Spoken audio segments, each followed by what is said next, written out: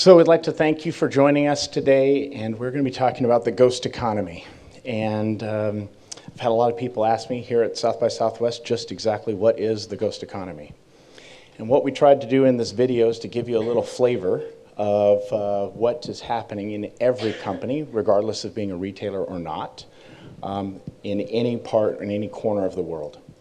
And the ghost economy exists in any place where there are activities or events that are occurring that are taking away from profit or revenue or spending needless dollars or whatever currency you're spending.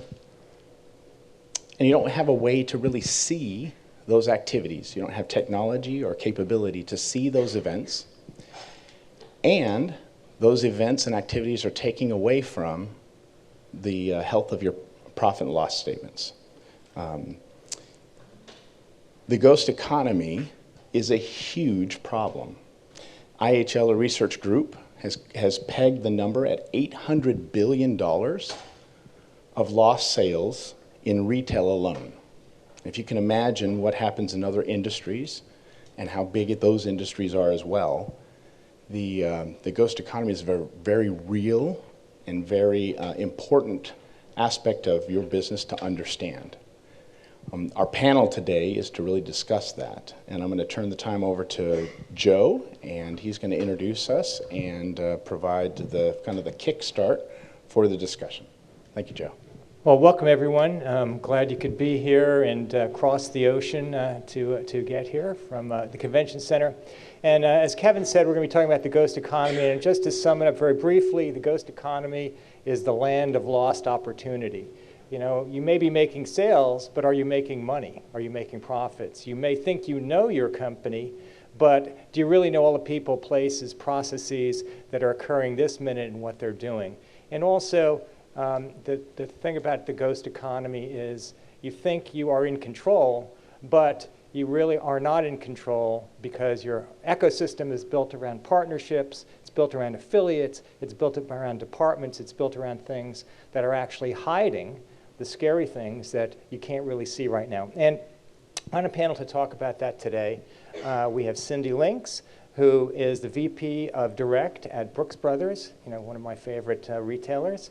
And she's been there 4 years, so she's going to bring some, in-the-field case study perspective to the topic. And Kevin Sternickett, who is the CMO of OrderDynamics. And Kevin has been for many years one of the better explainers of complicated things at Gartner Research, and he's going to do that here today. And by the way, OrderDynamics is a very unique business intelligence platform that can actually provide some of the solutions we're going to be talking about. And over here, you see our giant ghost economy board. We're going to be doing visual representations of the key points here. And you're all invited after the session to take photos of it, but we're also going to be capturing it digitally and posting it, for later retrieval. So please take advantage of that. Well, with that, I'm going to bring up a point that Kevin just talked about. And oh, by the way, I do want to comment on people in the audience. I think I saw that roughly 1/3 are retailers and quite a few others. And my guess, if I were to guess, and I'm going to ask you, that a lot of the others are in marketing, not one of the titles we had up there. So just a quick raise of hands. Anybody in marketing? Yeah, that would have been my guess. So we probably should have added that one to the list. Exactly. So Kevin, you mentioned a $600 billion. 800. $800 billion. I keep saying 600, but it's right. 800.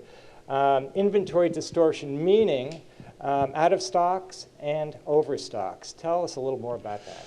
Well, sure. So one of the problems that's happened in retail is that retailers are really built as they grew and scaled businesses that allowed for the management of inventory to be done through the averages, managed by exception or managed in ways that allow you to really handle more volume, but not really handle the detail. And so what's ended up happening as complexities have been added to the retail environment, such as e-commerce and others, is that most of the retail organizations do not have a clean and clear view of inventory. Inventory that's in the warehouse or coming from the manufacturer or in stores may or may not really be there. And I had an experience myself. My wife and I were shopping in Williams-Sonoma, and we liked some of the holiday chargers, and we were going to be entertaining some guests, and so we decided that we wanted to buy these holiday chargers. And we spoke to the salesperson, and the salesperson told us in the store they did not have enough of the chargers that we wanted to purchase. So we went to the front desk, and they told us that they could have the chargers ordered and delivered to us. And that was pretty good, and we liked that idea. And then the story went on, and it became quite complex. First of all, they checked their computer and found that a store in Dallas might have the inventory. There was a number, a quantity. The clerk told us that the number's never right, so they always have to call to confirm. So they called and confirmed, got some out, and mind you, this is in about the 10th of November, in the middle of the holiday shopping.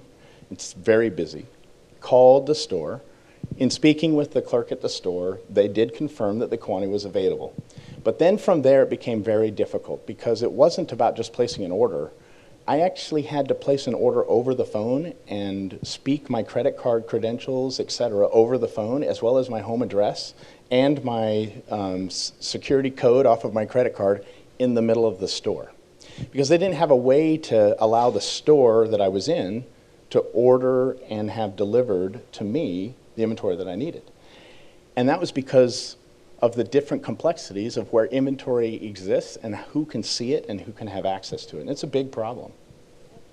So I want to bring some life to the different ghosts that we're talking about, and all of them are listed up here. But at Brooks Brothers, we definitely have case study examples of having to face inventory as a challenge.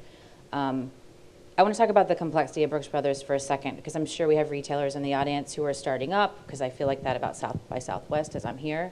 But imagine a Brooks Brothers dress shirt. If you've never tried one on, you should go try one on. They come in 4 different fits. We have neck sizes that range from 14.5 up to 18. And our arm lengths, I can't even count the number of arm lengths that they come in. So imagine different color patterns that we have, even from our solid basic program. And the number of permutations we have for just a dress shirt. Imagine managing inventory for that, for the web and for retail, right? And so the complexity of the dress shirt alone could be an inventory problem in and of itself. But we're talking about inventory being too high or too low, right? Or not having it in store. But something a little simpler that I find is a huge mistake that we make at retail companies is we say, is that product in stock or is it not in stock? And when it's in stock, so imagine I had one unit across all my different sizes. And we're like, thumbs up, right? I have product in stock so I can sell, so .com, go do your job. Or I don't have all the sizes in stock and I can say thumbs down. And that's kind of a really flat view of inventory that I find as I go into business review meetings. That's how we talk about inventory every day. But one of the great examples we have is we had a signal in one of our tools that said, do you know you're sitting on millions of dollars of inventory in a product that's converting really well, so really high conversion, right? But that has a great opportunity to sell if you just invest more money in marketing. So there's an example of something where I have really high inventory availability, so check. High conversion, check. But I'm actually not selling at the rate that I should be selling it at. And it was actually a pair of gabardine trousers. So we have lots of different pants. We have, flat front pants, and we have multiple pleat gabardine trousers. And I call them, I'm just going to honestly say it, we call them the unsexy pants in my marketing team, because we're, a different marketing team that likes to wear a plain front chino.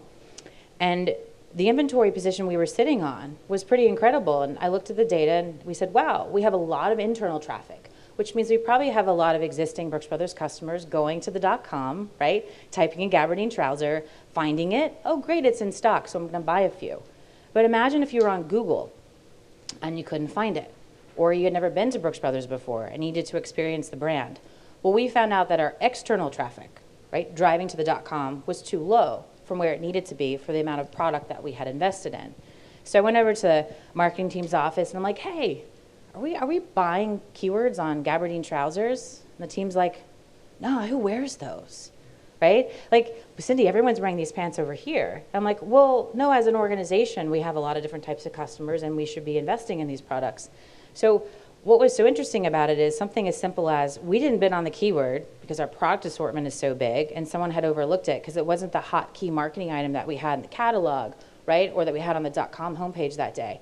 And something as simple as buying a keyword or pumping it into affiliate marketing programs really started driving the sales of that product, right? And you have to imagine at Brooks Brothers too, our SKU size rivals that of Bloomingdale's. And I think people don't really quite realize that. If you ever get a chance to go to our flagship in New York on 44th and Madison, it's 5 stories. 5 stories. And that shirt wall is pretty phenomenal. So if you think about the complexity of having to sell inventory and market that way, that was for me just an eye-opening moment about how inventory, even high or low, there still could be ghosts hanging around. Right. So one of the problems is with the challenges of inventory that you've just heard Cindy and I talk about, what should companies be doing? And there are companies who have decided that what they're going to do is install a very large system that's going to provide all those capabilities and provide the visibility and provide the opportunity to know how to market, et cetera. And those projects take decades, and many of times they fail, right? We've even seen some failures in the things that we've talked about. Mm-hmm.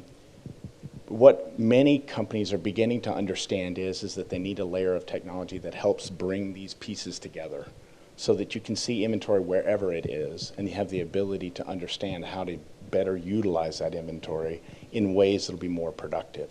And so one of the takeaways that we hope that you leave with today is that it isn't about necessarily implementing this big, audacious system that's going to have inventory transparent in all of the locations that you have it, but implementing something that allows you to have visibility to the inventory, not just at the averages, but also at the detail, and to be able to have it current enough that it's relevant. So if you need to make daily decisions, you need to have daily views of what your inventory is and your status wherever it is, and that every entity in your organization needs to have that visibility. Marketing needs to be able to see the inventory. And we've seen a lot of examples. For example, Oprah Winfrey was agreed to promote an item that a retailer had 15,000 units available. And it went on Oprah Winfrey's show, and of course you imagine there was huge demand, and it generated demand for 300,000 units. And the problem was that the marketing team didn't talk to the supply chain folks to say, hey, we just secured this opportunity with Oprah Winfrey to do this special, and we're going to be featured, and we need to get as much inventory as we possibly can, and they didn't. And so 15,000 people got it, and 275 or so didn't. So the land of lost opportunities, the hidden ghost. Yeah, inventory, we started with inventory because inventory for a retailer is often its largest investment asset. And even for retailers where that isn't the case, it's a huge asset, and it's certainly an area where there's great opportunity. We're going to jump over to our next ghost now, and it has to do with marketing. I know there's a lot of marketing folks here today, and the thing I'm going to kick off the discussion with is angel and demon customers. And we all think we know who our customers are, and there's lots of ways for us to know who our customers are. I'll just do a quick example of another competitive luxury apparel brand, Neiman Marcus. They have a client, Danielle Steele, who is a novelist, and she is a fashion maven for her age group, and she purchases more than $2 million in clothes per year. So you can imagine she is someone they pay attention to. And she actually makes an appointment before she goes into the store each time, and she gets special treatment. But as you all know, with the 80-20 rule, you're going to be doing basically 80% of your business with 20% of your customers. And yet we don't take the time either online to know those customers well enough to give them special treatment, or certainly in a store. And that's something that we can do. So Kevin, the marketing ghost rears its ugly head, so I'll let you take it away. Yeah, and this is a complex one because marketing's always trying to find ways to generate demand, and they're always looking for opportunities to build out demand and to encourage and support and reinforce it.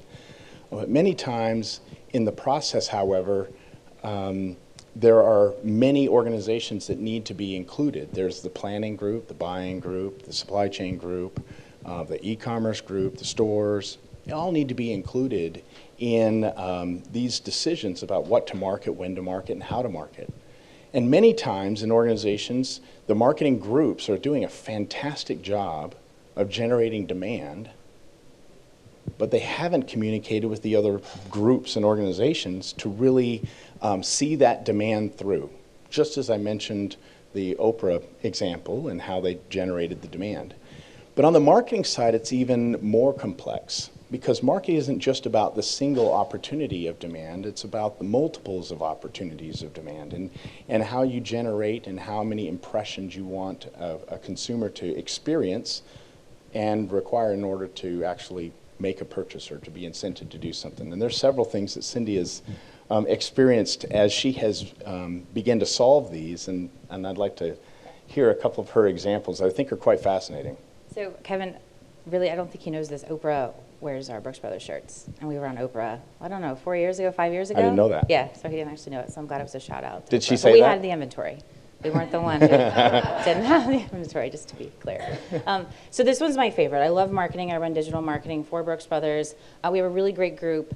And one of our first insights that we had around marketing in connection with inventory was that we were looking at it all wrong. I mean, there's a lot of marketers in this room, so do we all know what remarketing is? Yeah? Okay. Well, I'll talk about it just for, if there's one person in the room who doesn't know, you go to .com and see a pair of shoes you really love, and you're like, dang, they don't have my size, right? And then you're remarketed all over the internet. And you're like, why the heck don't they know what size shoe I wear? Like, why are they spending all this money following me on Facebook and New York Times? And you kind of think about that logically, and you're like, yeah, why would you treat a customer that way? But when we started plugging in inventory into marketing and looking at our marketing program spend, I never had expected our remarketing program to actually have an opportunity for improvement. Our remarketing program is like the highest performing ROI program we have at Brooks Brothers. And it was like such well-oiled machine that we didn't even touch it, right? We kept in the corner. I'm like, just put it on automation and let's go fix all the other things that we have to go fix. And I think a lot of marketers are doing that today. There's a lot of autopilot mechanisms that we are using data for. So we were feeding inventory into Google, right? But what we weren't really thinking through was inventory. As I said earlier, I have inventory, I don't, right? I have 2 units, I don't. But shoes are more complex than that, and so are dress shirts, right?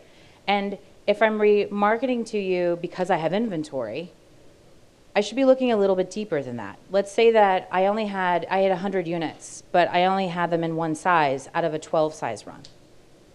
That's probably not a really good thing to bet on for remarketing, right? And so there's a really nice metric called views availability, which basically is something that helps you understand when a customer is looking at a product, kind of the probability of something that they like being in stock. And I never really thought about marketing that way before. It's like, oh, what data are we feeding Google? So we called Google up. I'm like, hey, I'm feeding you inventory, right? They're like, yeah, you're sending me a yes, no flag. Everyone does that. You're good. I'm like, yeah, but how do we define yes, no flag? And they're like, oh, whenever you have more than one unit. Don't worry, everyone does that. You're fine. I was like, well, could we add some complexity to that, where if it's a dress shirt that has 95 different permutations of a size, color, and fit, or if it's a pair of shoes that comes in a wide range, that we actually look at a percentage of availability across that size range? And Google literally said 2 years ago, no one has ever asked us that. And I'm sitting there thinking, my God, look at all the money we're spending on remarketing and how much better that program can perform and how much we can cut back cost in that program if we actually looked at our inventory levels a little bit differently. So I think my lesson there is, it keeps going back to, it's not a count, right? We're not in the world of counts anymore, or conversion anymore. It was converting high. My ROI was high, right? My inventory levels were really great. But there was still little nuggets of information that I wasn't applying properly. So if you haven't done that yet with Google, give them a call and look at your own feed specifically, or if you're working at an agency, talk to your client about, let's talk about inventory and how you're really calculating that metric, because you could save them a ton of money that you could really be reinvesting somewhere else. Exactly, and it's interesting because it isn't just remarketing needlessly or not marketing, but it's also where are you placing your marketing dollars and what are those marketing dollars doing? So I'm sure all of you have had the experience of going on site, looking at something, and then going on USA Today or ESPN or something else, and you see an ad for something that you purchased or that you looked at and or purchased. And what happens is if you purchase the item, sometimes you still see an ad for the same item that you purchased. Well, that's wasted marketing spend because you didn't need to see that. You've already bought it. And there isn't a likelihood that you're going to buy it again. So that's a ghost, spending money that you didn't need to spend, right? Or when the size isn't available, like Cindy was talking about, and it's remarketed to you, what you've just reinforced to the customer is how bad you are. You didn't have it when they wanted it, and now you're reminding them that you didn't have what they wanted. So instead of remarketing and encouraging good behaviors, what you've actually done is reinforce their bad sentiment towards you as a company. And so now that's another ghost, spending money that you shouldn't have spent because it reinforced something that you didn't want to reinforce, right? And what retailers can do is to make sure that they understand why they're remarketing, what conditions encourage proper remarketing, and also measuring how effective the remarketing is. We'd be remarketing an item that is fully in stock, but the remarketing effort isn't netting a return. The customers are not coming back and buying. So that's an area shut down. Don't spend more money in that area. Pick up spend and shift it somewhere else where indeed the remarketing efforts are working and that it's actually yielding a return in your business. And so this is another one of those ghosts of spending or not spending in needless ways that prevent you from gaining your objectives, but also wasting money, right? And remember a P&G executive said, I know that 50% of my marketing spend is effective. I just don't know which 50%. And 50% for P&G is a pretty big number. So remarketing, do it wisely, find out where you're underspending, overspending, and I think the key there is how do you find that out? And I think Cindy touched on it, and so you ask different questions, you ask the right questions, and you actually need to get reports on answers to your questions. And how do you do that? Is that going to take a week? Is it going to take a team to create that report? You really need that report in real time, and you need to be able to get it quickly and easily. So that's where that intelligent layer we were talking about earlier comes in. So the next ghost we wanted to shift over to is the omnichannel ghost, and I think everyone in the room probably knows the term omnichannel today. It's a term that's become ubiquitous, and it refers to all the places that you sell through for the retailers and marketers in the room. Everything from catalog to mobile to online to physical stores to affiliates, any sort of platform that does selling for you. And one of the great examples here is is it omnichannel sales or is it omnichannel disappointment because of all the disconnects that can happen in actually making that come to fruition. It's great to be able to make the offer. It's great to be able to take the sale, but then you have to deliver with fulfillment, you have to deliver with service, you have to deliver with all the things that make for a positive customer interaction. Exactly. I think, Cindy, you have some omni-channel experience to share on that one, right? Can I start by the fact I really hate the word omnichannel? like we have titles, right? Omnichannel expert or omnichannel strategist or whatever it is. And I have to say the worst thing we did in organizations is give people chairs. Because if you just get your butt out of your chair and talk to everybody, we'd probably be a little bit more omnichannel. And I want to talk about that in context to data. But as I've kind of been exploring the ghost economy, talking about inventory, right? Talking about marketing spend, even working with the distribution center on returns. What I realized is I actually couldn't grow the .com business by sitting in my chair all day, right? I actually cannot succeed if I'm not partners with my production division, if I'm not partners with my buying team, if I'm not partners with the planning division, right? And I actually have our social media and analytics team here with me today who are also pioneering those efforts. We talk to the distribution center on a daily basis. We talk to the contact center. I happen to also manage the contact center, and I love their data sets. But again, I can't receipt in back orders and returns and purchase orders coming in on time if I don't literally get up and walk door to door. And we have kind of a challenge at Brooks Brothers where we have 2 different offices in New York, and we're divided by floors. We have a PR floor, a .com floor, a photography floor, right? And then you have the whole other building that has merchants in it and production. And what I found the most successful way to accomplish being omnichannel is actually going from floor to floor and spreading knowledge. Most importantly, asking them about, have you been looking at this data? Have you connected this data with my digital data? And what we started having education sessions internally, saying, have you seen this technology that we have? Did you know you could get access to KPIs like this? And their minds are completely blown because they're living in their own little silo too, right? They have their own problems. But one of my favorite examples of Omnichannel is as we've kind of spearheaded this effort of getting out your butt out of your chair and going and talking to somebody, is one of our merchants who's absolutely delightful. He had, by chance, spent some time with our SEO manager, and our SEO manager has been doing like these pioneer trainings throughout the organization. Every week he trains a new department on what SEO is, how you can use SEO data to inform, how you look at consumer language. And he's a likable guy, so everyone really loves talking with him. And what the merchants realized is, oh my God, why am I not looking at what partnerships I can build based on SEO data? Like, why am I, as a merchant, thinking I'm gonna have the best information in the world and I'm gonna pick that partner to do a collection with and this partner to do a collection with? Because we had come back and said, guys, there's no Google searches on these people. They don't even have like a social media following. Why are we partnering with them?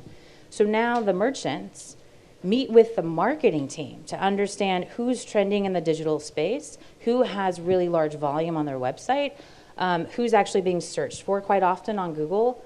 And can I tell you, they're like taking photos of themselves. They're posting them on Instagram. They're talking about collaboration. And these are the emails I get, like, Cindy, I'm so excited to spend time with your team because you have access to data that we didn't know was possible. And again, it's been sitting right there the whole time. It's free, right? I mean, you can run on Google Analytics if you want to and get a lot of this information. But Omnichannel for me is, again, crossing the bridges between departments and educating on the data that you can share with them. I think the digital space in particular has so much to offer if you have a retail chain. And I'll be honest, they're not aware of the world we live in. They literally think it's a space they can't quite comprehend over in the corner. And as we've opened our doors up a bit, they're like fallen in love with it. And some of them even asked if they could have a desk on our floor so they could spend more time with the marketing team.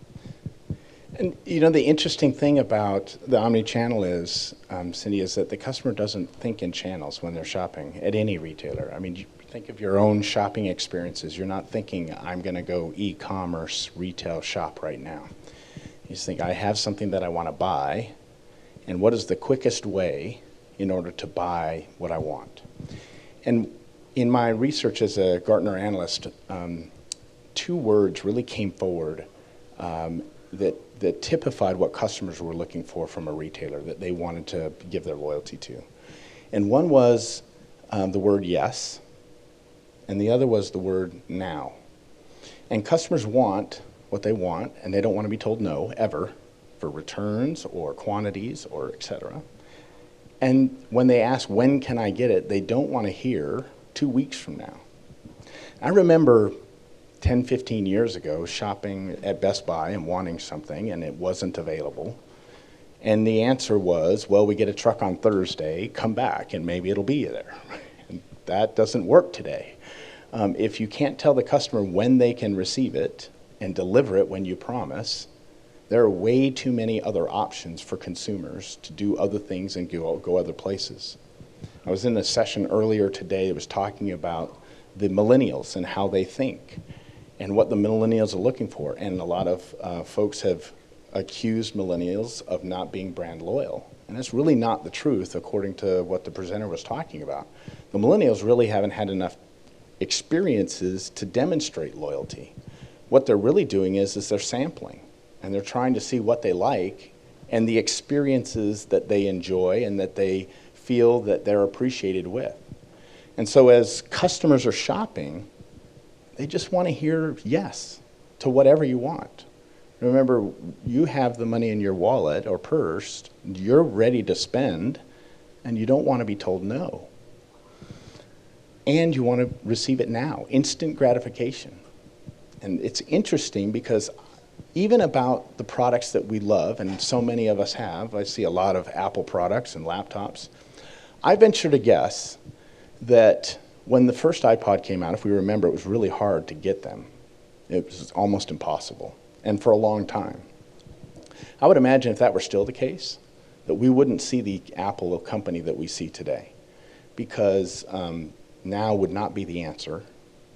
And when the new watch comes out, there's going to be 6 million of them available to be purchased, and there'll still be lines wrapped around the stores. But now will be answered more frequently to those customers than when the first iPod came out. And so those are really important to think about when you're talking about omnichannel. So they might come to you through the web, through research or purchase, but it might require the store or fulfillment or some other method to take care of what the customer is looking for. But at the end of the day, your enterprise is retail, it's not omnichannel, and your collective assets should be able to say yes to the customer in whatever shape or form they want. Buy online, return to the store, even if the store doesn't carry that item. The customer should never be told no, and it should be now. Yeah, Kevin has mentioned that say yes to the customer story to me before, and I really like it. And just to wrap up the point here on omnichannel, omnichannel is a business term, and it really doesn't apply to customers and saying yes to customers. If you know your customers, you just have to deliver whatever, wherever, whenever they want, and it doesn't matter. Strategies that begin and end with the customer, that's really the application of omnichannel. So I think that will bring us to our next point. It's all about data, or it's hidden in the data in a lot of cases, and that's where the ghosts lie. And one of the things that Cindy mentioned before is that, are we really measuring the right things? And I think that's where we have to look at the data here. Are we measuring, for example, a quick story about Starbucks. Starbucks every morning at between 6 and 7 in the morning at the airports, the line is out the door. Now the reports they get back are, wow, they kill it. They are really selling like crazy at Starbucks. And we like that. We like that number. It's hitting our number. It's what we expect. We do it every day. We do it year after year. What they're not measuring is customer satisfaction and all the people that leave Starbucks because the line is out the door. If they adjusted and hired appropriately and could serve